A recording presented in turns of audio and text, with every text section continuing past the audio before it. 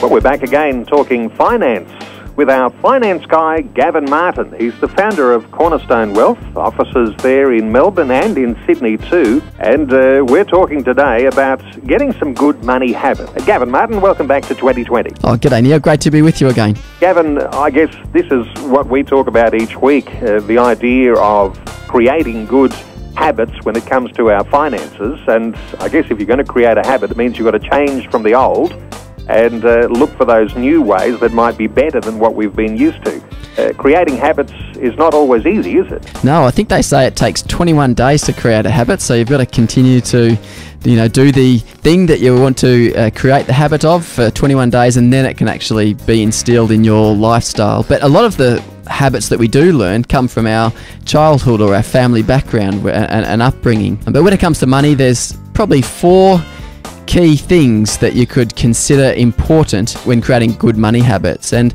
these have come from Ron Blue, who's a Christian financial advisor in the US who has written a range of books about finances. I think the most comprehensive one he had is about faith-based family finances, and it has got a comprehensive, from a Christian worldview, details about money and finances. But he was in front of I think it was a congressional hearing, and they were talking about state finances, and I think the guy leading the hearing said something along the lines of, how do you think the finances should be conducted? And I think they were talking about individually, but then they picked up that you could run an area or a state in this way as well. And the 4 key points that he brought up were: spend less than you earn, avoid the use of debt, set long-term goals, and create liquidity.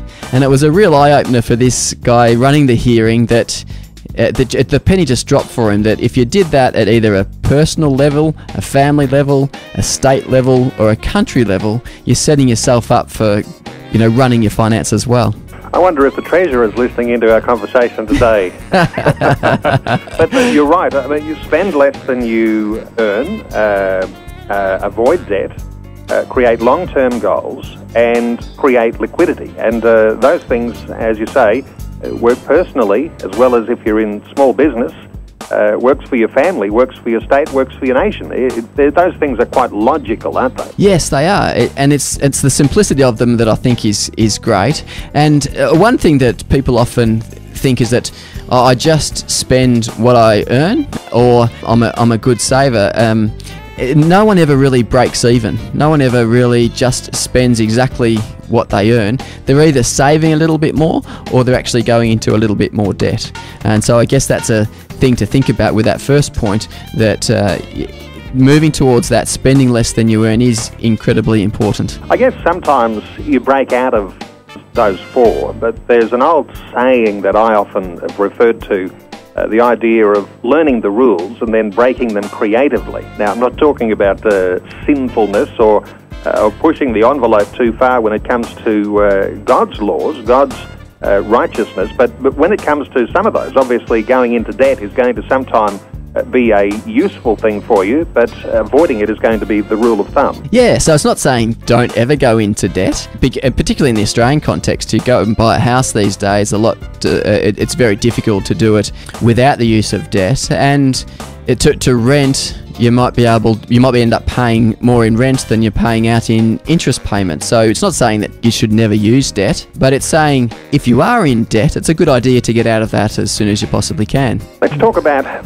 founding those money habits. You already talked about the idea of the habits that we have were passed on from our family. If we just continue in the way that we've always done, our own children are going to be the beneficiaries of perhaps bad money habits if we don't change.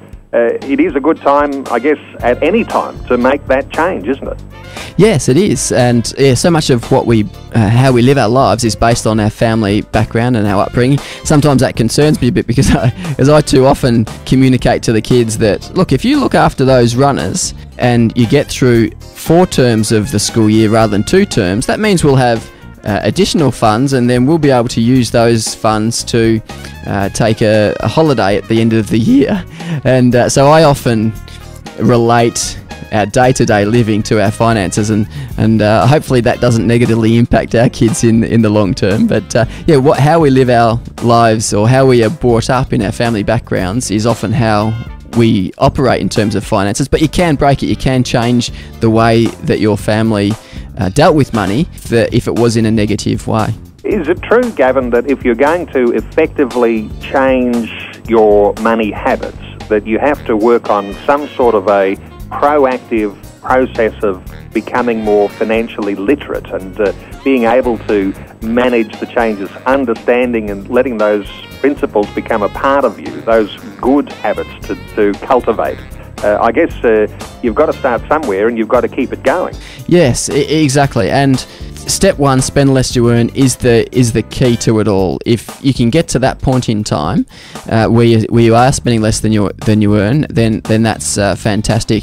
But we talked earlier about how sometimes, even though our circumstances change, our attitudes towards money stay the same.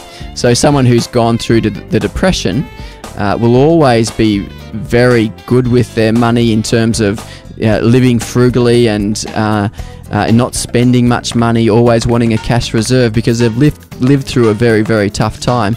And even later on in their life, when they have significant resources, they'll still be living that way, even though they've got significant resources, because they've lived through that difficult period of time, and that's influenced the way that they conduct their finances. The challenge for us in today's society is it's a have it now, don't wait for it type of society, and so there's less people that have been through the depression and more people that are living in good times, and so we're used to good times, and so those types of habits of wanting it now sometimes need to change as we grow older and have more responsibilities. And I guess most local churches where you might attend on a Sunday and have involvement through the week will often have financial seminars, or at least some structure to talk about a biblical foundation for finance. And if you can have that as a foundation in your life and then cherry pick some of these great attitudes, like you mentioned, that person who's gone through the depression. Well,